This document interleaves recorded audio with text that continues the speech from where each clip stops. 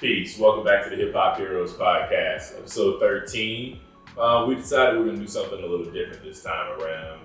We're going to do a Q&A, well, kind of a Q&A, where my boy Devontae hits me with some questions that I think will allow me to elaborate on a few things that in regards to the mission and the goals and the ideas behind the podcast, inspiration behind the podcast, and kind of let you all know where we're going and where we're coming from.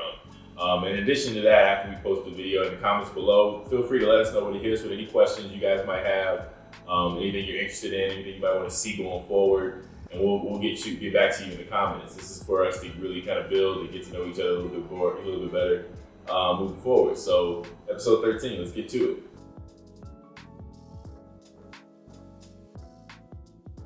It was really, to me, looking out in the landscape of social media, mainstream, media, hip hop media, and just kind of seeing what I would characterize as one of two or three categories. A lot of TMZ-esque gossip, drama-based content that I didn't really think was serving discourse well in regards to the culture.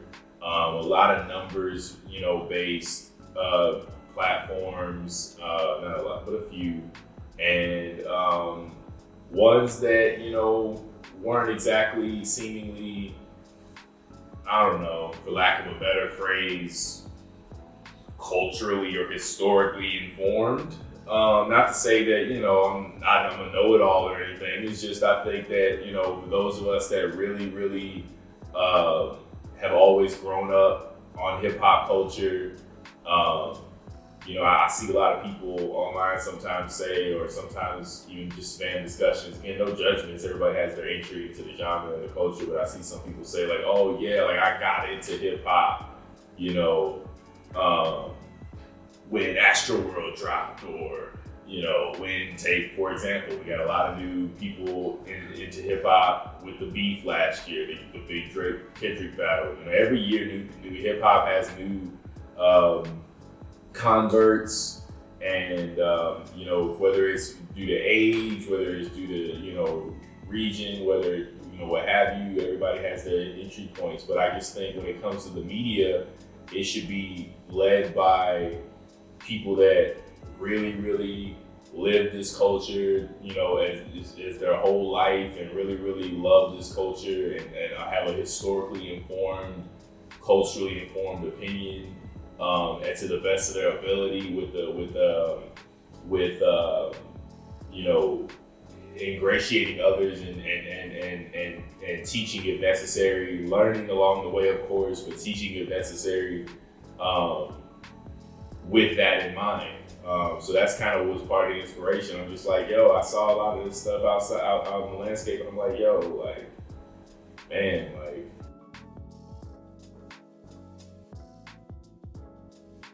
well, that kind of ties into what I was saying, just growing up in a musical household and having always loved hip hop, but also, I've got a background in the performing arts and in the fine arts in terms of being in front of a camera, so that comes easy, and speaking, communicating, I've had training in regards to that, and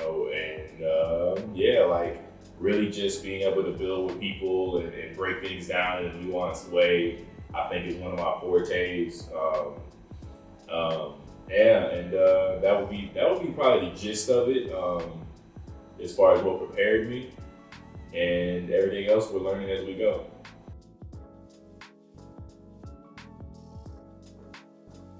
Starting off, we want to continue to build a mutual understanding of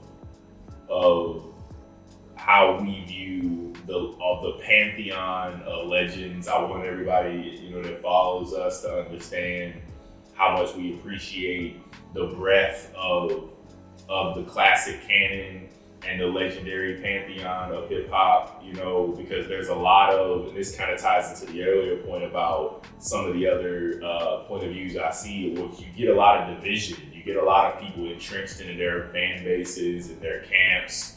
You get a lot of bias that a strong bias against one iconic rap artist or another based on who someone is a fan of, and I kind of want to try to curb against that. I want to try to be as non-biased as possible. We want to try to be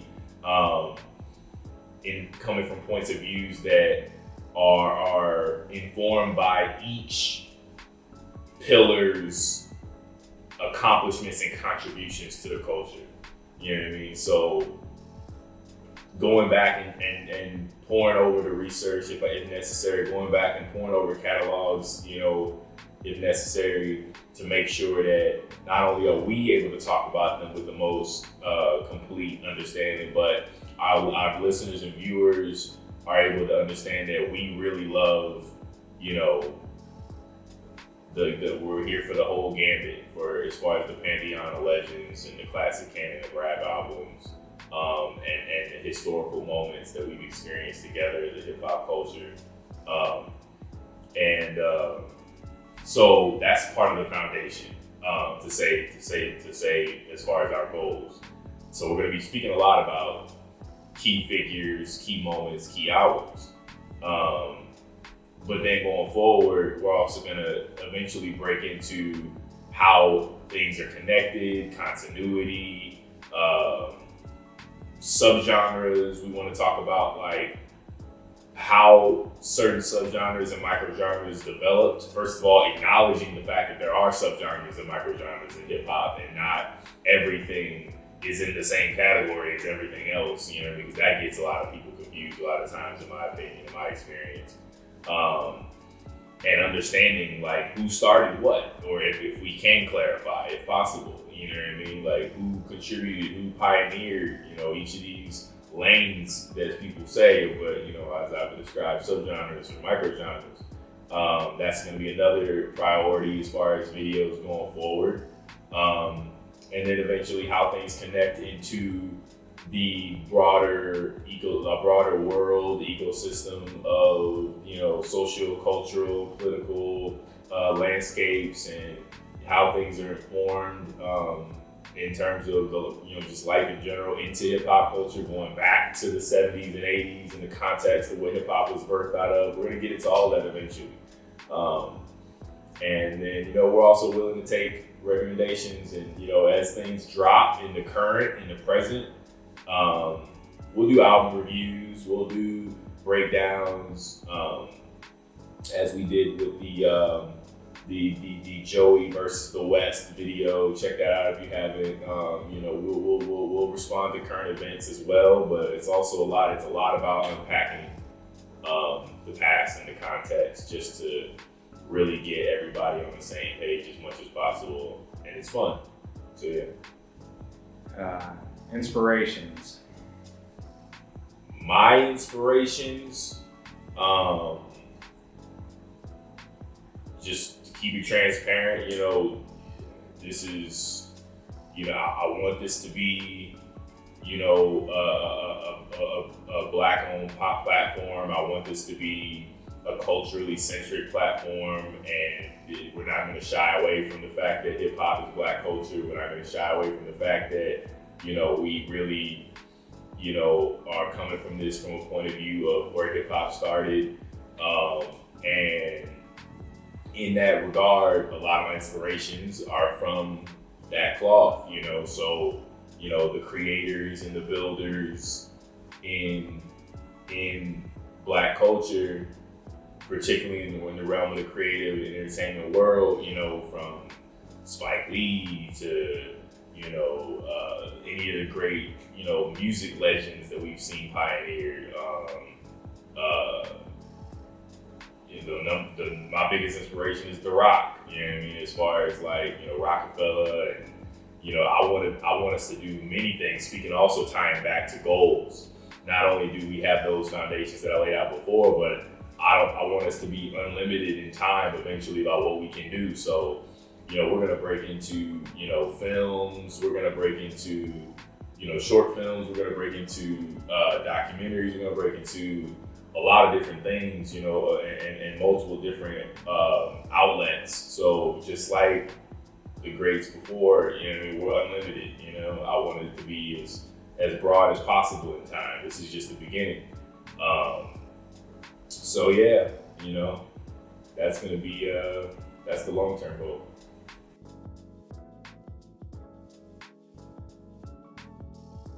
I think if you didn't have a Jay-Z transcending generations, era to era, from the underground in the 80s to the mainstream in the 90s to the 2000s, 2010s to now, impacting every generation along the way, creating waves along the way, I think there would be one, it would be, in my opinion, much more up for debate than I think it is. Like, I know everybody has their opinions and everybody's probably going to debate forever. In terms of, you know, you're never going to get 100% of the culture agreeing on you know, a consensus. But I do think that Hov has the resume to have the closest thing to a general consensus standing as the greatest because of everything that he's done over the last, you know, however many decades. But if you didn't have that, I think it would be splintered a lot more. I think it would be,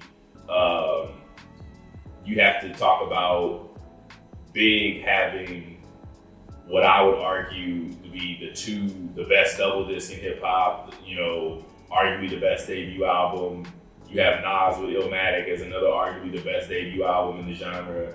But like, I would say Big being basically being the perfect MC from 92 to 97, I would probably say he has the perfect case if Hov didn't exist, because he was the king of hip hop until he passed.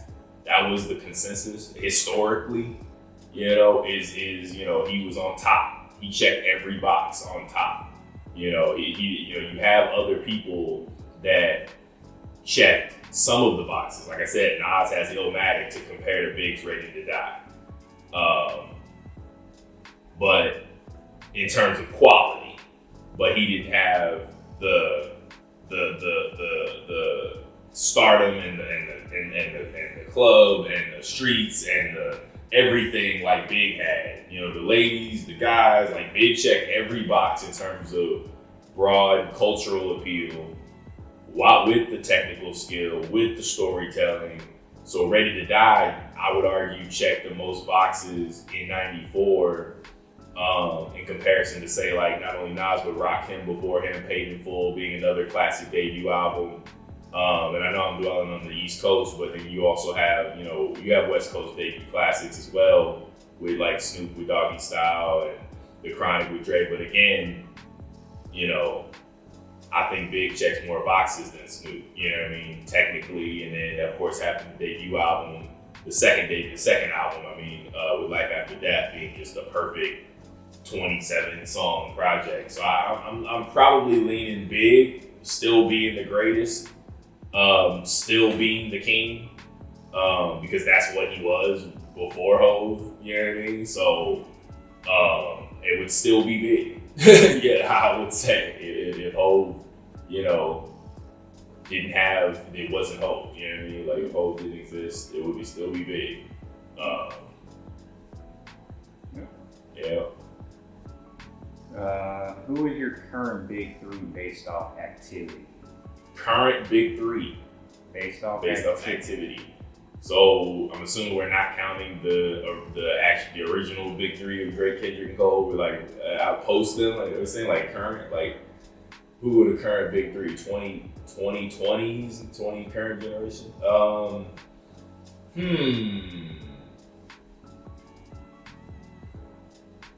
I'm first inclined, and shout out to the listeners and viewers. If you haven't, go back and check out the Big Three episode we did, because it actually informs this answer, which is the fact that I don't know if there is one. I might try to work this out here, but my first inclination is to say that there isn't a Big Three post Drake, Kendrick, and Cole, because checking those boxes is something that they did in a way that really hasn't been done, you know, commercially, critically, culturally, lyrically, at the highest level, being hand chosen, you know, by kingmakers before them, as we described in the video. But if I had to pick,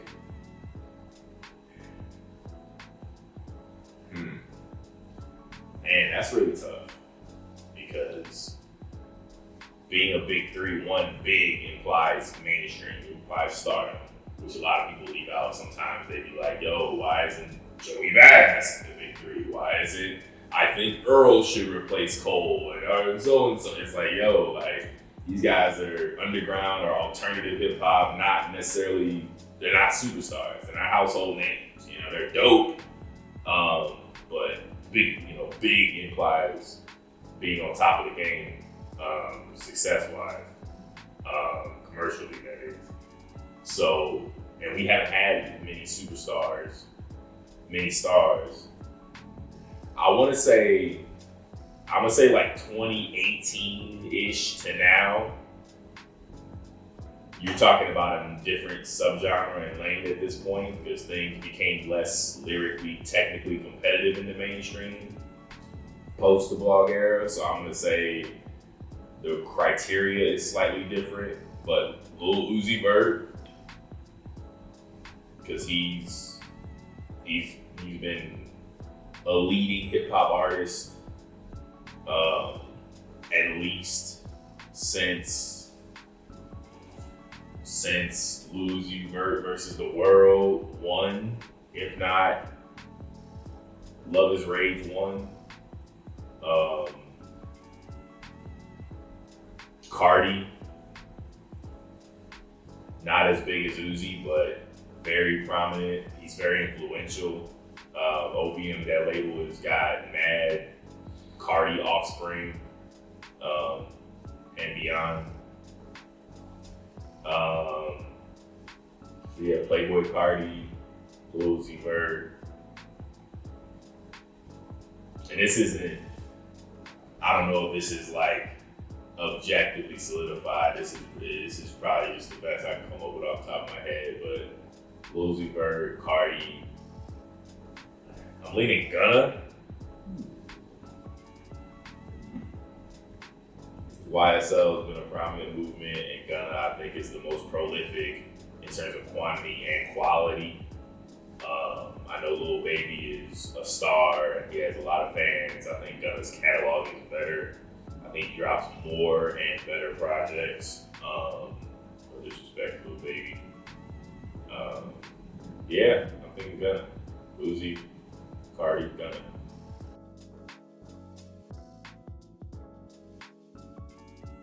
Oh man, I can't.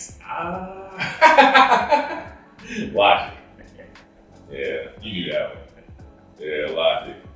I ain't gonna hold y'all. I try not to be a hater ever. And it's a short list of rappers. Generally ones that I don't think really are legends. They've been present. I would describe them as veterans. They've been around for a long time. They have a popularity. They have an enduring career. People like them in the masses, but I don't think they necessarily contributed anything unique, groundbreaking, enough to be compared to some of the people that they get compared to, that are legends.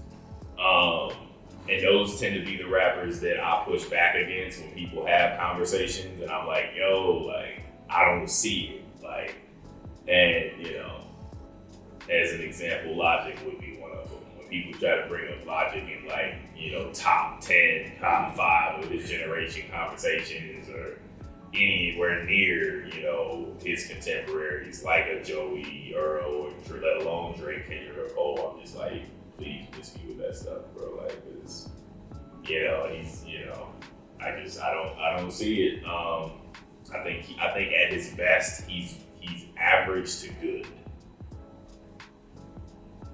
Average to good. And then he has some of the lowest lows, unfortunately, that I've ever seen. That Everybody album.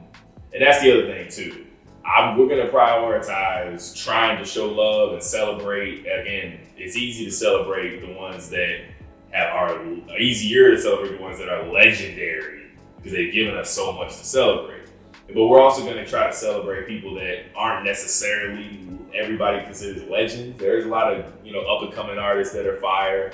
There's a lot of veterans that maybe don't have a classic, but they're still great, and we want to talk about them.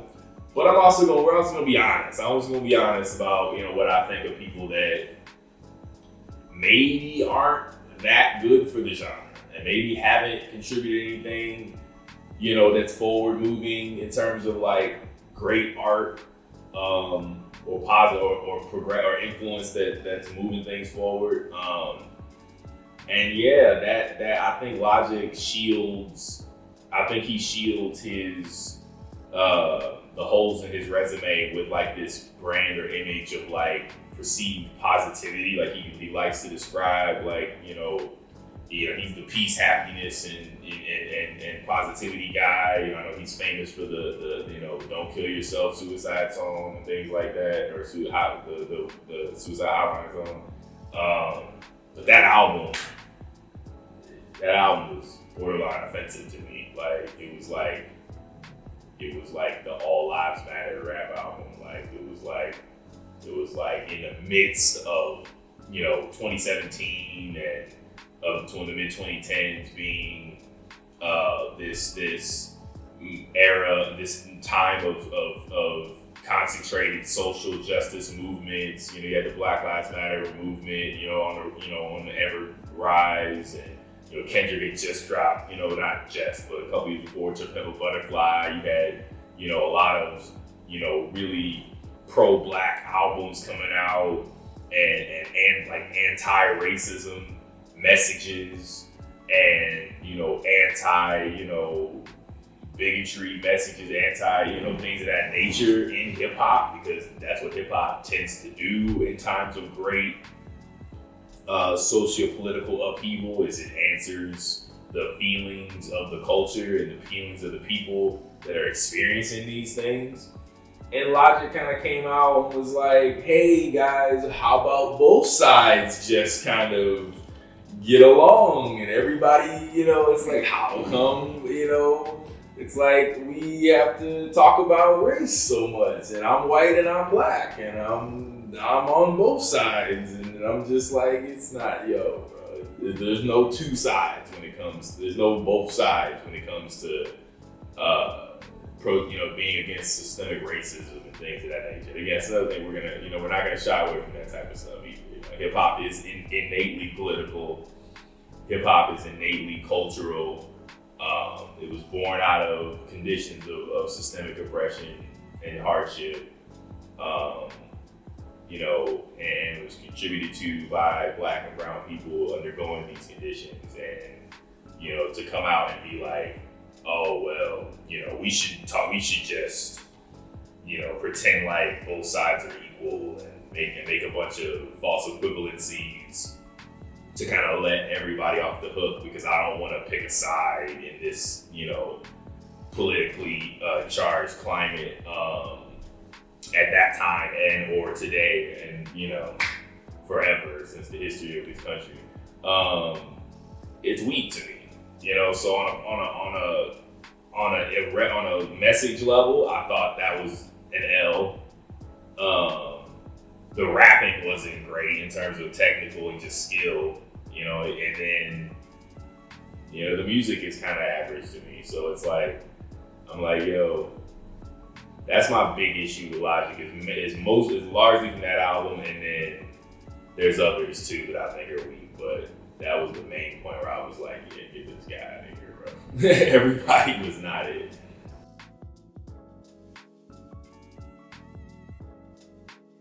Love for hip hop, man. Oh wow. I mean, in addition to just a lot of the stuff we've described, that I've described, and that we covered in past videos, hip hop is, it's a lifestyle, and it's a culture. It's a modern culture. So born out, it's the fact that I'm Black American. I consider myself Black American, and it's like, as far as an identifier, And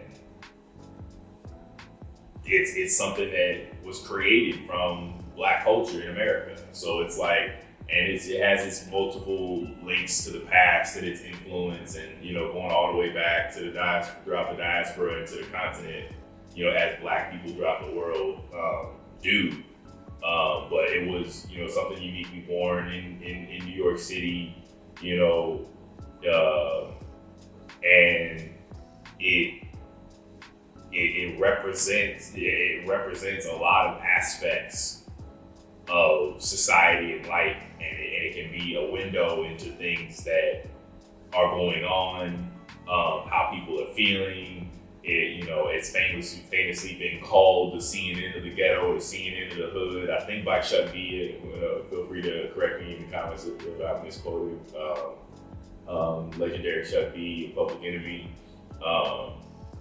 And that's always been true. That's always been something I loved about it, and it's always been something that has continued its power and its presence, which on that note, people are talking about, again, you see actual media platforms talking about hip hop might be dead, and hip hop is dying, and because it's not charting on the Billboard Top 40 for the first time this year or whichever Billboard chart in however many decades, 35 years I think it was. Hip hop's not charting. That's something I'm glad you asked, D-Mac, because I wanted to speak on that. It's like, hip hop doesn't need, top charting Billboard validation, to be considered alive. Like, that's crazy to me. That's crazy. You know what I mean? Like, hip hop had started underground. It was, and I would argue still is, a counterculture in its essence. Regardless of how big or popular or mainstream it becomes globally, at its core and its essence and its tenets and its traditions, it's counterculture. It's counter to mainstream. It's speaking for the marginalized. It's a voice of the underdogs and the marginalized. And to that extent, with that in mind, it was never needed it was never needed to have mainstream validation or approval to be considered by its creators or its fans, its converts, its commentators, its curators to be whole, to be complete, to be in a good place, in a healthy place and moving forward. Like, that's not the soul. Like, you can make a case that,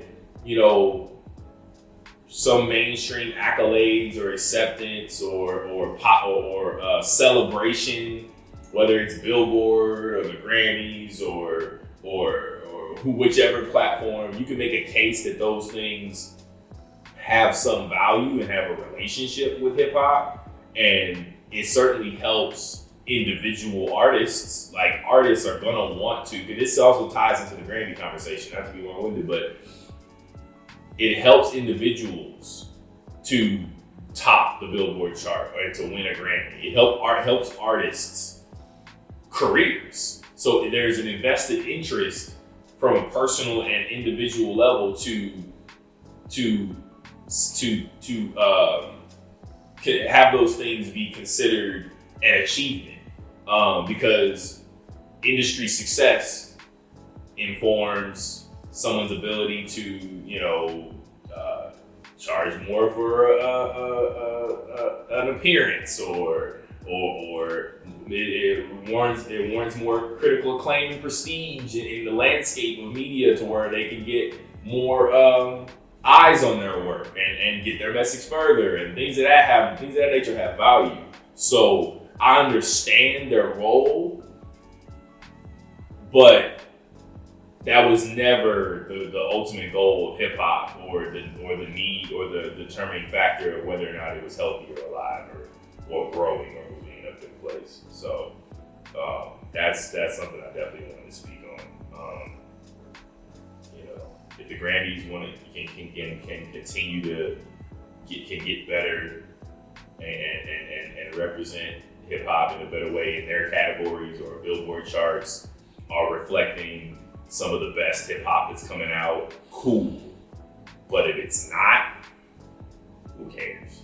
Like, in my opinion, like, it's like, yeah, so to an extent, like, so I would definitely, you know, want to say that what I love about hip hop is that it never needed, you know, it's like puffing out our chest, like, we do what we want, you know, we don't need that. And it's always going to be that way, you know, as long as it needs to be that way, as long as society and the world is the way it is, hip hop's core traditions and tenets and roots should be continued. And favorites? Personal favorites. Oh man.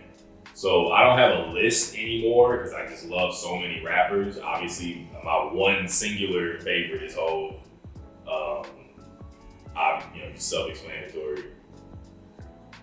But if I could, and for most of my childhood, Kanye and T.I. were definitely up there. But Cole, Kendrick, I mean, I could keep going forever. All the greats, all the groups, Mobb Deep, Tribe, De La, Outkast, Wu-Tang. There's so many favorites that I've listened to over the years and I like still to this day, up to the current era with people like Smino and Saba and No Name and underground rappers like Jakeem the Divine from Brooklyn and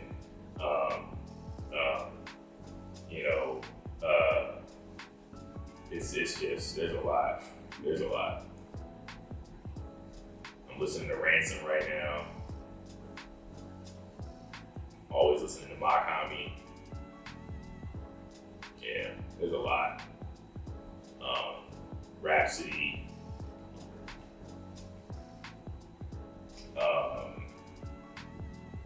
Tierra Whack. Yeah. So yeah. I love hip hop. Thanks for y'all. Thanks everybody for tuning in, man. Appreciate the support. Like, subscribe, share with your peoples. It's your boy Hero. Hit us in the comments if you got any questions. Hit us in the comments if you got any suggestions. And we'll get back to you. Peace. Good episode.